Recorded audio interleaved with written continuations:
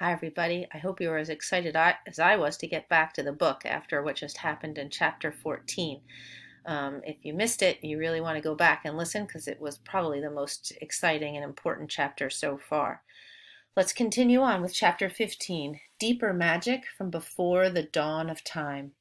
While the two girls still crouched in the bushes with their hands over their faces, they heard the voice of the witch calling out, "Now, follow me all, and we will set about what remains of this war. It will not take us long to crush the human vermin and the traitors now that the great fool, the great cat, lies dead." At this moment the children were for a few seconds in very great danger. For with wild cries and a noise of skirling pipes and shrill horns blowing, the whole of that vile rabble came sweeping off the hilltop and down the slope right past their hiding place. They felt the specters go by them like cold wind, and they felt the ground shake beneath them under the galloping feet of the minotaurs. And overhead there went a flurry of foul wings and a blackness of vultures and giant bats. At any other time they would have trembled with fear. But now the sadness and shame and horror of Aslan's death so filled their minds that they hardly thought of it. As soon as the wood was silent again, Susan and Lucy crept out onto the open hilltop. The moon was getting low and thin clouds were passing across her, but still they could see the shape of the lion lying dead in his bonds. And down they both knelt in the wet grass and kissed his cold face and stroked his beautiful fur, what was left of it, and cried until they could cry no more. And then they looked at each other and held each other's hands for mere loneliness and cried again, and then again were silent. At last Lucy said, "I can't bear to look at that horrible muzzle. I wonder could we take it off?" So they tried, and after a lot of working at it, for their fingers were cold and it was now the darkest part of the night, they succeeded. And when they saw his face without it, they burst out crying again, and kissed it and fondled it and wiped away the blood and the foam as well as they could. And it was all more lonely and hopeless and horrid than I know how to describe.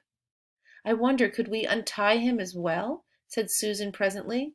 But the enemies, out of pure spitefulness, had drawn the cord so tight that the girls could make nothing of the knots. I hope no one who reads this book has been quite as miserable as Susan and Lucy were that night.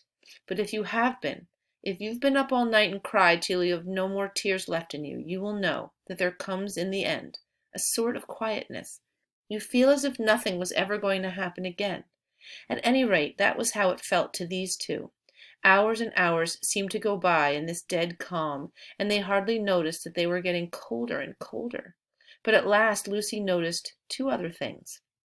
One was that the sky on the east side of the hill was a little less dark than it had been an hour ago.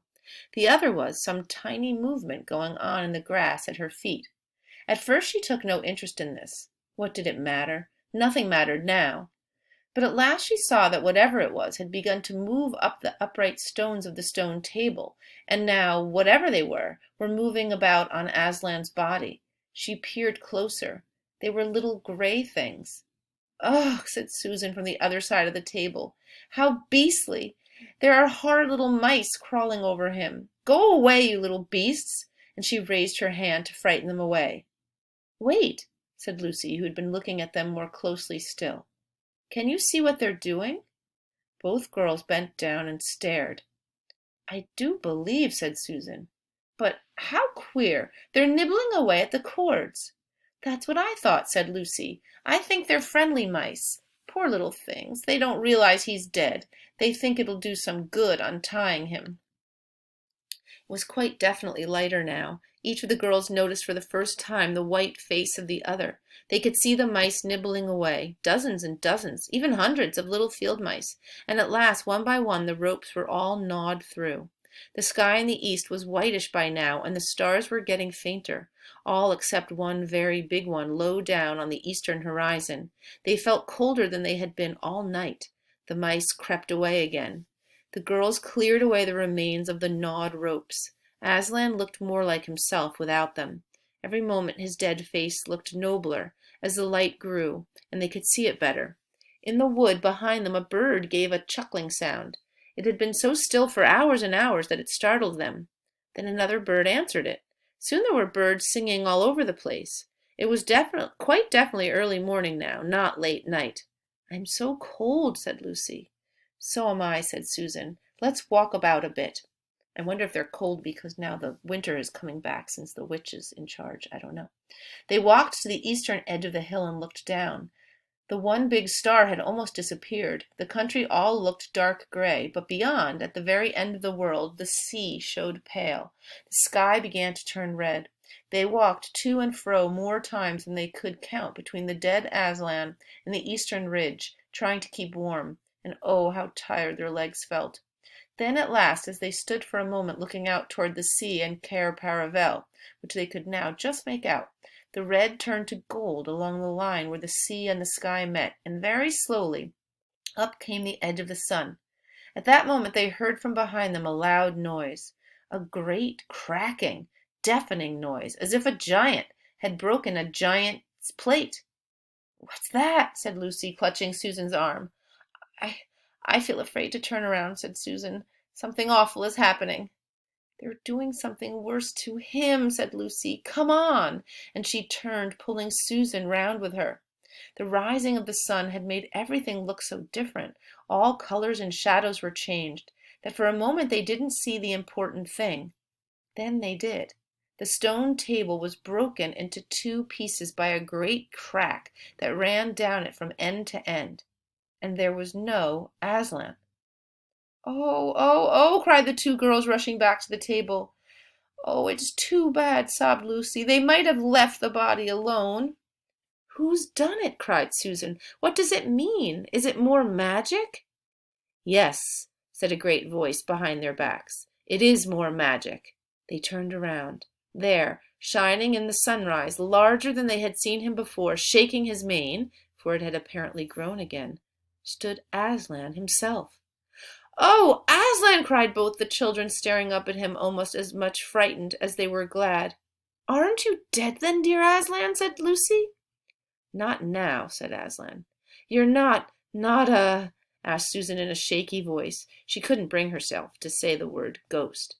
Aslan stooped his golden head and licked her forehead. The warmth of his breath and a rich sort of smell that seemed to hang about his hair came all over her. "Do I look it?" he said.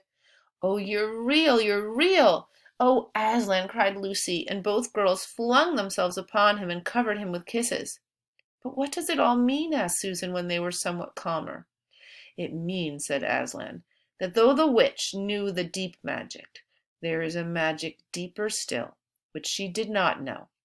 Her knowledge goes back only to the dawn of time.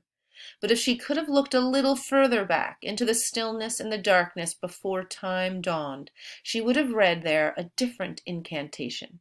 She would have known that when a willing victim, who had committed no treachery, was killed in a traitor's stead, the table would crack and death itself would start working backward. And now—" "Oh, yes, now?" said Lucy, jumping up and clapping her hands. "Oh, children," said the lion, "I feel my strength coming back to me. Oh, children, catch me if you can."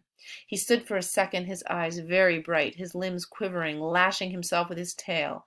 Then he made a leap high over their heads and landed on the other side of the table. Laughing, though she didn't know why, Lucy scrambled over it to reach him.